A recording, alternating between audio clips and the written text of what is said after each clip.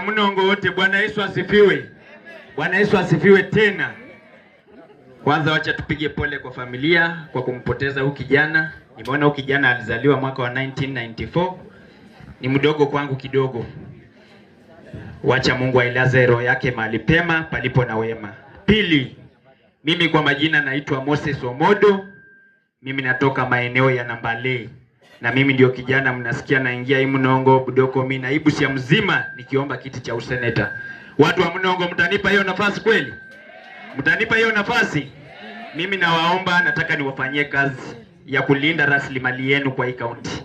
Yule governor ambaye mtanipa hiyo wakati wa 2022, nataka nisukume nihakikishe amefanya kazi kwa manufaa ya nyinyi kina mama. Manufaa ya vijana sisi ambaye hatuna kazi na tumesoma. Mimi nataka mnishike mkono mwaka wa 2027 na najua nitawafanyia kazi kama seneta. Yule ambaye hako amesema anaenda rais, tumuombee apate urais. Akipata rais pia tutakuwa tumepata rais. Sasa muachie kijana mdogo afanye kazi, abadilishe county.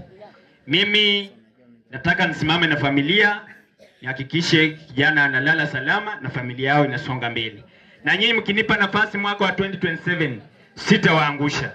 Nitawafanyia kazi kikamilifu. Asante sana na Mungu awabariki. Niko na mchango wangu hapa wa shilingi 500 kwa familia. Huyu kijana ni noma si noma? Huyu kijana ni fire si fire? Asante, Mungu awabariki.